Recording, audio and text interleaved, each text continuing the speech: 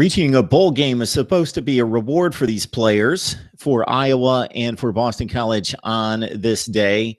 It was a trip out to the Yankee Stadium infield, but nothing but rock solid, not dirt, but ice. It was slick. It was difficult to watch, but it's also fun because most of the bowl sites are played either indoors or under balmy conditions. So this is fun to watch, and I enjoy the Pinstripe Bowl between the Big Ten and the ACC, and the Big Ten wins this one to gain a 3 out of 4 edge over the ACC in this annual showdown and what it's become. And a few people in the stands by the end of the game, especially when it's 23 degrees and dipping below 20 by the end of the game, and it felt more like, as they said, about 10 degrees out there. Boston College should have taken a commanding lead in the first half when they outgained Iowa 281-56. 281-56, and it was a tie game 10-10. Actually, BC led it with 2 touchdowns at 14-10. So Jake Gervais intercepted a pass, brought it down to the BC 6. Iowa couldn't punch it in, and the Eagles trailed 3-0 after the Hawkeyes were kept out of the end zone. So Boston College, again, gave Iowa basically nothing, but it came down to an interception to make it 3-0. Akram Wadley with a 72-yard kickoff return that set up Iowa in great shape, and Nathan Stanley hit Noah Fant for a touchdown. And those were Iowa's 10 points in the first half. Excuse me. Battling this cold, so my apologies for that, but I'm almost better. Iowa, 10 points in the first half. Boston College with the 2 touchdowns and with 281 yards of total offense, probably could have had more than the 2 touchdowns on the board. A.J. Dillon, what a season he has turned in, and it continued on this day. Power and the speed, but mostly the power, of course, skating on ice, as most of the players had to dispose of the cleats and go with sneakers, a la the 1933 NFL championship game between the Giants and the Bears. Look it up. A.J. Dillon, 32 carries for 117 yards, finished his ACC season, 1,589 rushing yards and 14 touchdowns. Ironically, put this one in your back pocket, he did not catch a pass the entire season, but had a big first half with most of his yardage, almost all of his yardage coming in the first half, and it was 14-10 BC at that point. Nathan Stanley hit Nick Easley, 32 yards down to the 13-yard line. Then the touchdown pass to later to make it 17-7. That was an actual Akram Wadley 5-yard touchdown run. Nathan Stanley only put it up 15 times himself, 8 completions for 99 yards. So it was 17 all in the fourth quarter. BC came back with a big pass play to the tight end down to the 10-yard line. Darius Wade looked, despite his passing limitations as a backup quarterback for this offense. A.J. Brown went down mid-season. Darius Wade, 16 of 27 in these conditions against a really good defensive line. Although the defensive lines were very much neutralized in this game, as actually the quarterbacks enjoy the icy conditions because the defensive ends in particular can't get out of the starting blocks to rush the quarterback, and they slip and slide, and it allows the quarterback to stand in the pocket, and it takes a while for the pass rushers. They can't really get off the blocks and get after the quarterback. Darius Wade, as I mentioned, is 16 of 27, but unfortunately the costly interception that ended the game, interception to Josh Jackson. So we've heard his name a few times this season, had 2 pick sixes against Wisconsin, 3 interceptions in the huge win over Ohio State and Iowa City, and he's just not in the right place at the right time. He's an NFL prime player who will probably make the decision to opt for Sunday football, but could come back to Iowa City to play for the Hawkeyes next year.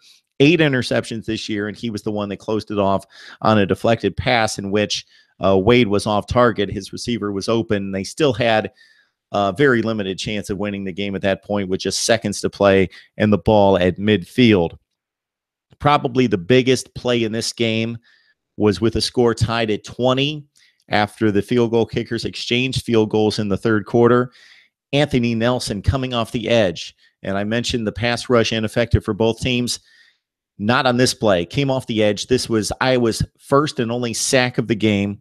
Stripped Wade of the football on the strip sack. And the fumble recovery from Parker Hess, recovered at the Boston College 45 with about 9 minutes left in the game. And then Wadley on the trap play went for 27 yards.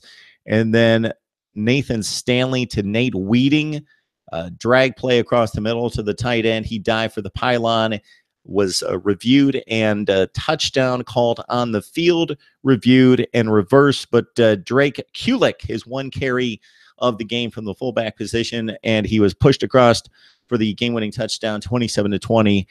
That's when Boston College got it back, couldn't do anything with it, gave it back to Iowa one more time, who couldn't salt it away. BC had it one more time, and Josh Jackson picked off the pass to end it, his 8th interception of the season. Iowa, this is a typical Iowa football team. We saw them suffer their ups and downs. Of course, the highlight of the season was the win against Ohio State, 55-31 at home, 55-31, winning 55-24, winning by 31 points at home against the Buckeyes. But they did lose 5 games in the Big Ten, finish at 8-5, and winning their first postseason game after 5 consecutive losses in bowl trips since the 2010 bowl game that they won. BC finishes for the 4th time in 5 seasons with 7 wins under Steve Adazio, going 7-6 overall. The Hawkeyes again at 8-5. And as we look ahead to 2018, this is the typical Hawkeyes schedule. Northern Illinois, Iowa State, and Northern Iowa. They don't leave like a 150-mile radius from Iowa City. I'm kidding, but I'm probably fairly accurate in that assessment. Boston College coming off the 7-win campaign again, and this is a pretty typical Boston College Eagle non-conference slate as well. UMass, Holy Cross at Purdue. Interesting game there, Boston College and Purdue, and Purdue can check out the game tape on this one as they face Iowa each and every year, and a date against Temple. So for Iowa going into the season, Akram Wadley, a senior, the game MVP with 88 yards rushing, and he really made his impact in addition to the touchdown run of 5 yards to make it 17 all, and then the late 28-yard run to bring it down inside the 10-yard line and set up the game-winning touchdown, or the 72-yard kickoff return that set up the touchdown. 283 total yards for Akram Wadley in winning this bowl game for the Iowa Hawkeyes. So he's moving on to the NFL. And again, Josh Jackson, his situation is that he's going to make a decision of whether to come back for one more year under Kirk Ferentz or go on to the NFL draft. Nathan Stanley, if you saw the Ohio State game, you would think he's one of the better quarterbacks in the country. He seems a bit indecisive, doesn't know where he's going with the ball much of the time, doesn't make many bad decisions, but fails to pull the trigger many times in completing the pass downfield where he needs to. Plenty of arm strength, plenty of mobility, plenty to work with there. Nathan Stanley could be one of the better quarterbacks in the Big Ten, if not the best, possibly next season, albeit Dwayne Haskins at Ohio State, and of course, Brian Lewerke at Michigan State, and Shea Patterson probably winning the job at Michigan.